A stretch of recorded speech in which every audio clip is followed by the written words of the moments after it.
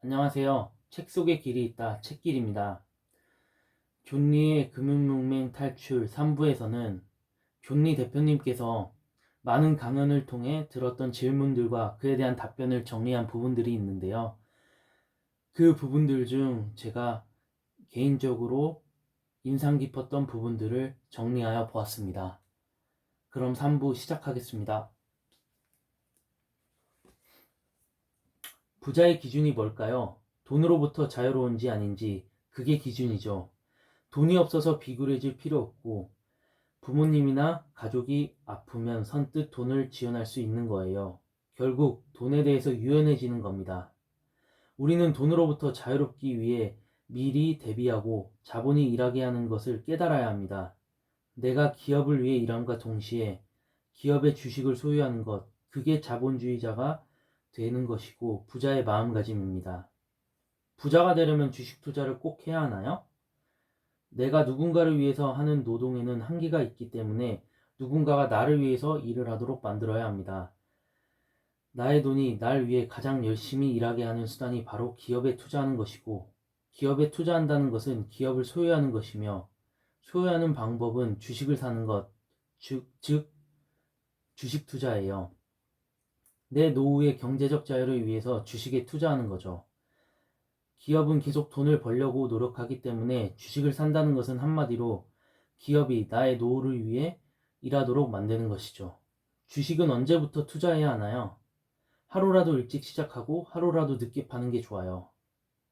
자녀들에게 주식이나 펀드를 선물하세요. 아이를 위해 은행에 적금을 넣는 것보다 펀드를 사주는 게 훨씬 현명한 선택이라고 자신있게 말할 수 있어요. 주식을 사주고 펀드에 투자하도록 이끌어주고 이런 일련의 과정들이 나중에 아이 스스로 경제를 공부하는 기회가 됩니다. 아이의 경제 독립을 앞당기는 거죠. 평범한 월급쟁이도 부자가 될 수 있나요? 당연하죠. 월급의 10에서 20%는 무조건 투자한다고 생각하세요. 꾸준히 20년에서 30년 투자하면 만족스럽게 노후를 준비할 수 있습니다. 월급을 받기 위해 직장을 다니면서도 회사의 주인이 될 수 있어요. 그게 바로 주식 투자를 하는 이유죠. 한국에서는 흙수저가 성공하기 힘들다고 들었습니다. 그래도 부자가 될 수 있을까요? 거꾸로죠. 저는 제 주변에서 흙수저가 부자 되는 모습은 수없이 보아왔지만 금수저가 지속적으로 부자가 되는 것은 오히려 많이 보지 못했습니다. 그 금수저들은 소비하는 데에는 익숙하지만 수입의 창출에는 익숙하지 않기 때문이죠. 투자에 대해 배우지도 못했고 돈 아낄 줄을 모르기 때문에 정말로 엄청난 재벌이 아닌 이상 평생 쓰기만 하다가 잘못되는 것을 흔하게 목격했어요. 제대로 된 경제교육을 못 받았기 때문에 사기당하는 일도 많고요. 명품백을 사지 말라고 하시는데 젊었을 때 사야 즐길 수 있는 거지 나이가 들어 그런 명품이 100개가 있다 한들 무슨 의미가 있을까요? 순서의 차이죠. 1000만 원을 가지고서 1억 원을 만든 다음에 100만 원짜리 명품백을 갖는 것은 문제가 되지 않지만 1000만 원을 가지고 있을 때 100만 원짜리 명품백을 사는 건 잘못된 라이프 스타일입니다. 순서의 차이가 크나큰 경제적 어려움을 초래합니다. 한국의 고성장 시대에는 주식 가격이 올라갈 수 있었지만 앞으로는 힘들지 않을까요? 미래를 단정 짓는 건 너무 성급하지 않을까요? 혁신적인 기업은 얼마든지 나올 것이고 한국은 아직 기회가 많습니다.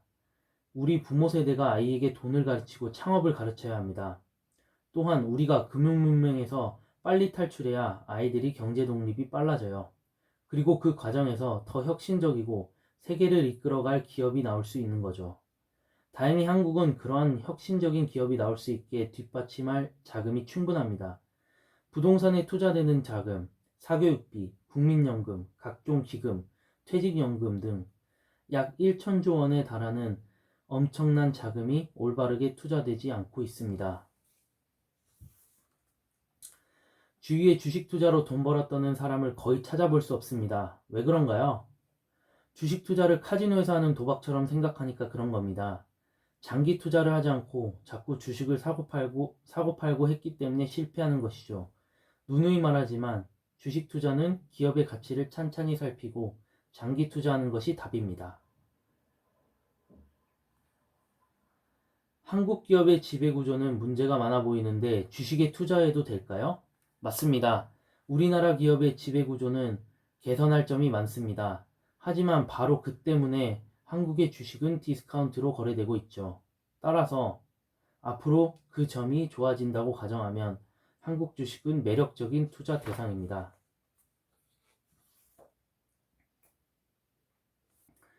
한국의 경제는 희망이 없다고 하는데 주식에 투자해도 될까요? 최근 들어 특히 많이 받는 질문이네요.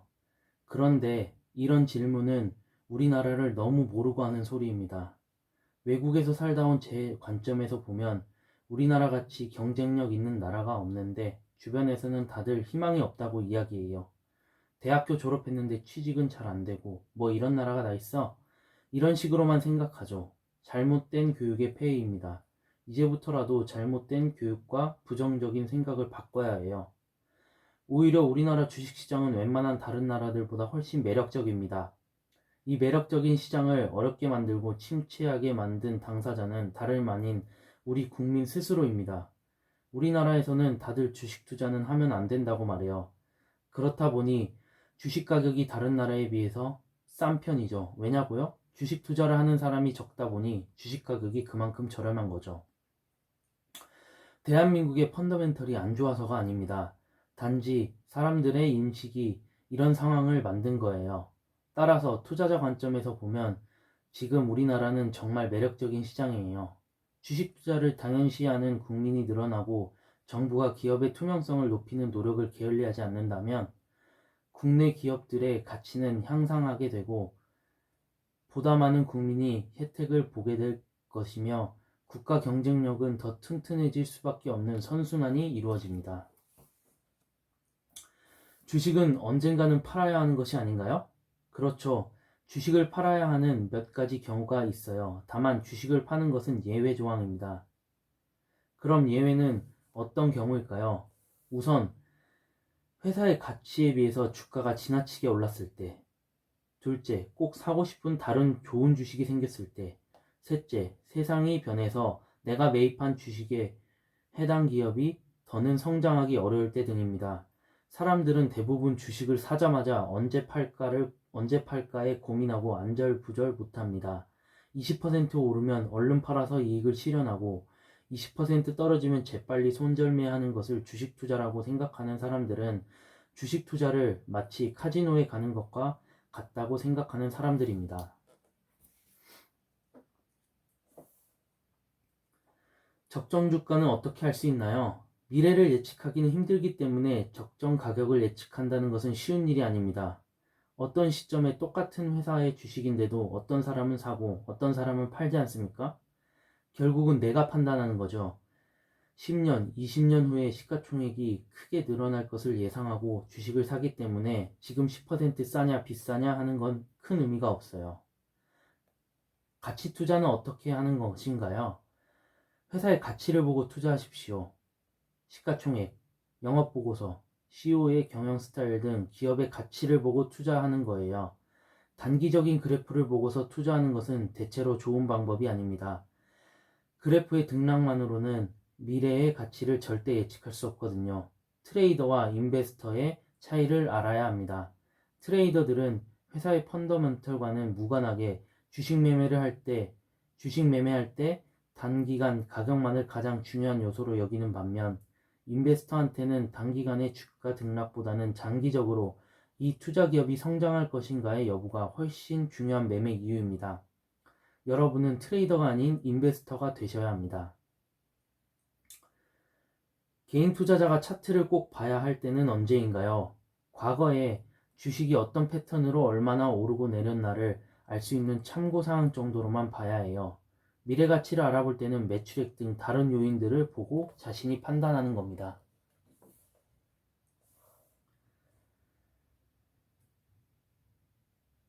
주식에 장기적으로 20년 투자했는데 상장 폐지가 되면 어떻게 하죠? 지나치게 부정적인 사람은 걱정만 너무 앞서는 것 같아요. 내가 펀드 매니저를 수십 년 했지만 펀더멘털에 기반을 두고 투자하면 그런 일은 안 일어납니다. 또 혹시 그런 일이 일어나더라도 대비하자는 뜻에서 분산 투자를 하는 거고요.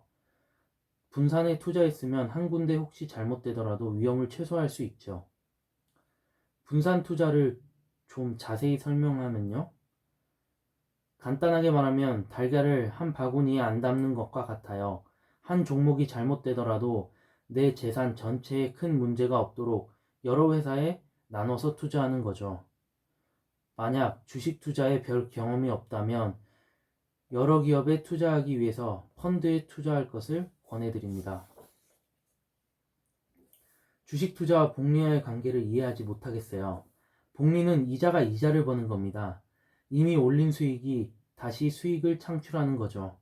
만약 주식에 투자해서 이익이 10%씩 꾸준히 늘어나 재투자가 된다면 마찬가지로 복리의 효과를 누릴 수 있습니다.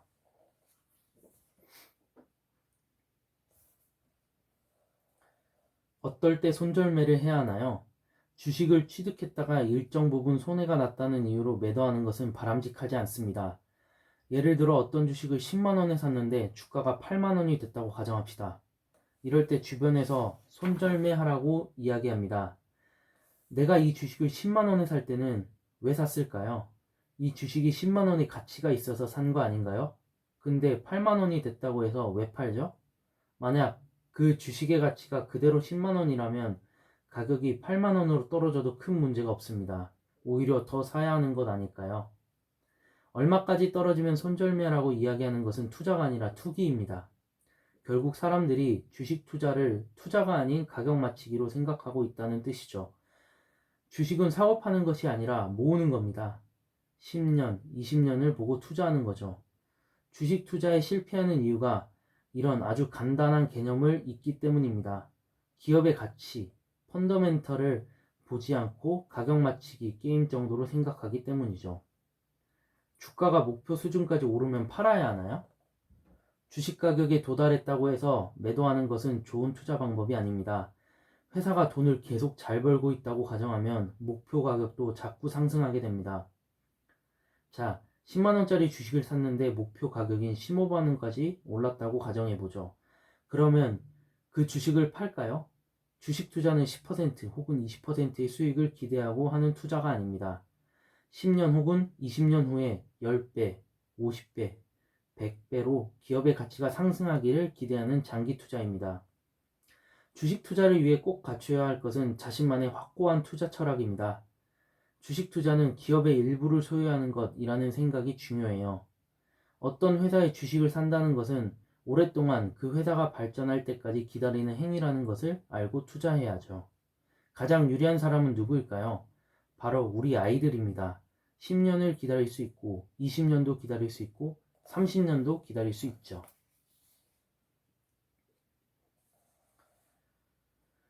연금저축제도가 어떤 건지 궁금합니다.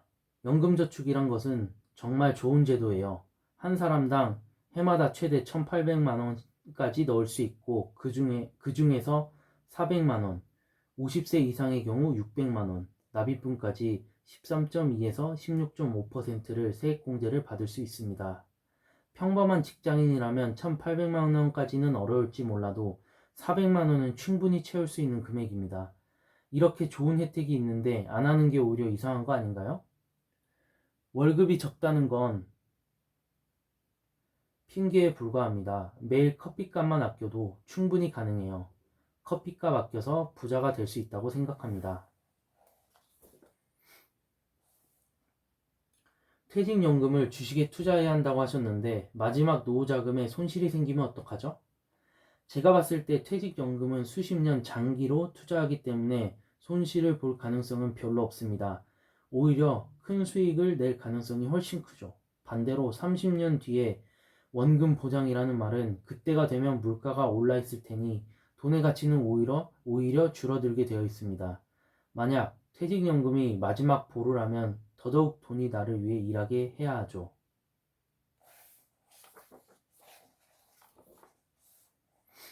부동산이 주식보다 유리하지 않나요? 아니, 주식이 절대적으로 유리합니다. 30년을 놓고 보면 주식이 훨씬 많이 올랐어요. 사람들이 착각하는 거죠. 보통 부동산은 오래 갖고 있으니까 올라가는 게 보이지만 주식은 오래 가지고 있지 않고 샀다 팔았다 하는 경우가 많다 보니 손해보는 것처럼 보이는 거예요.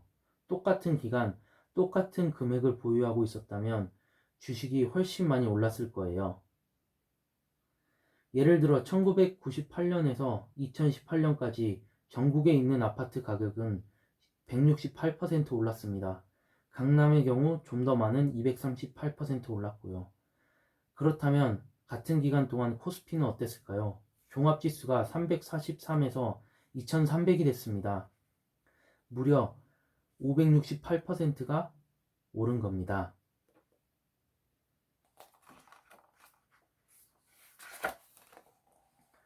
월세, 전세 혹은 집을 보유하는 것 중 어느 편이 유리할까요? 만약에 10억짜리 집을 산다고 할 때 5억 원 정도는 내 돈으로 준비하고 나머지를 은행에서 빌린다고 가정해 봅시다. 은행 빚을 갚으면서 사는 게 유리할지 아니면 5억 원을 모을 동안 그 돈으로 주식 투자를 하고 월세로 사는 게 유리할지 비교해 보면 답이 나와요. 우리나라는 월세가 유리한 경우가 많습니다. 월세가 저렴한 편이기 때문이죠. 집을 10억 원 주고 샀는데 20억 원으로 오르면 문제가 없겠지만 거꾸로 8억 원이 되면 어떡하죠? 내 재산이 거기에 묶여 있게 되는 거예요. 집 살 때 진 빚을 평생 갚아 나가야 하는 거죠. 주식 등에 투자하는 것도 좋지만 나에게 투자하는 것도 좋은 것 아닌가요? 여행 등을 통해 견문을 넓히는 것도 좋은 투자라고 생각하는데요. 순서가 중요합니다. 부자 되기는 눈사람을 만드는 것에 비유할 수 있습니다. 눈사람을 만들려면 우선은 눈덩이부터 만들어야 하겠죠. 나중에 눈사람을 다 만든 후에는 여행을 가는 것도 좋고 견문을 넓혀도 좋겠지만 눈덩이를 만들 자금으로 여행부터 간다면 부자가 되는 것과는 멀어지게 됩니다. 금이나 은에 투자하는 건 어때요? 부동산과 마찬가지라고 생각합니다. 부를 축적하기 위해서는 확장성이 있어야 하는데 금, 은, 부동산은 일하고 있는 게 아니잖아요. 저는 그런 자산에는 확장성이 없다고 생각해요. 주식은 회사에서 계속 가치를 창출해내고 있으니까 확장성을 가지고 있죠. 주식 가격은 기업의 이익 창출을 통해 상승하지만 금이나 은은 스스로 일하고 확장하는 자산이 아닙니다. 특히 적극적으로 재산 형성을 원하는 젊은이들은 금이나 은보다 주식에 투자하는 것이 좋습니다.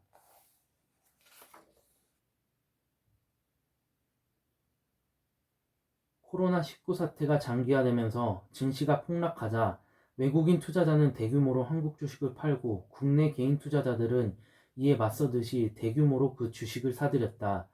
이런 상황을 동학 농민운동에 빗대 동학개미운동이라는 말까지 생겼는데 좋은 현상인가? 많은 사람이 주식에 관심을 두게 된 것은 좋은 현상이다. 하지만 투자하는 것을 전투처럼 표현하는 게 신기했다. 부동산이었다면 외국인이 판 것을 내국인이 샀다고 해도 그냥 그런가 보다 하지 않겠는가? 그런데 주식의 경우엔 그런 걸 가지고 한국 사람이 항상 외국인한테 당하는 것처럼 표현하는 시각이 신기했다. 투자는 전쟁이 아니다. 외국인이 한국 주식에 투자해서 이익을 가져가는 것을 억울해하는 경우도 봤다. 주식 투자는 외국인이 돈을 더 많이 버느냐, 우리나라 사람이 돈을 더 많이 버느냐 따위의 경쟁이나 대결 구도가 아니다. 좋은 주식의 가격이 많이 떨어졌으니까 사고 싶어서 산 것일 뿐, 그걸 외국인이 팔건, 다른 국내 기관이 팔건 무슨 의미가 있단 말인가. 그 회사의 펀더멘털에 아무런 문제가 없다면 가격이 유리해져서 사는 것, 그 이상 그 이하도 아니어야 한다. 주식시장이 하락장일 때도 꾸준히 매입하는 게 좋을까? 내가 항상 강조하는 것이 투자 타이밍에 전전긍긍하지 말고 월급의 일정 부분을 꾸준히 적립식으로 투자하라는 것이다. 오늘 100만 원을 투자했는데 내일 보니까 5% 떨어졌다면 당장은 손해본 느낌이 들 수 있다. 하지만 그것은 숫자에 불과하다. 거꾸로 그 투자금이 110만 원이 되면 기쁘겠지만 역시 그런 것 때문에 좋아할 필요도 없다. 어차피 주식은 노후에 60세쯤이나 되면 찾을 테니까. 여러분이 40살이라면 꾸준하게 투자해온 자금이 20년 후에는 아주 큰 금액으로 커져 있을 테니까 단기간의 등락은 그리 중요하지 않다. 이제부터 투자하라고 마음먹었는데 글로벌 주식이 폭락하는 상황이 벌어졌다. 그럴 때는 불안정한 상황이 끝난 다음 투자하는 것이 좋을까? 지금 당장 투자해야 할까? 지금 투자할 여력이 있으면 당장 해야 한다. 빚내서 투자하지 말고 잘못된 소비를 투자로 바꿀 수 있는 만큼만 투자하라. 이번 코로나19 문제로 경제 위기를 느끼면서 사람들이 증권 계좌를 많이 열었다고 하는데 주식 투자에 주의를 기울이는 계기가 됐으면 한다. 이런 위기나 공포는 항상 오기 마련이다. 굳이 예측할 필요가 없고 예측하는 것 자체도 불가능하다. 다만 장기 투자 철학, 그리고 반드시 여유 자금으로 투자해야 한다는 점을 명심해야 한다.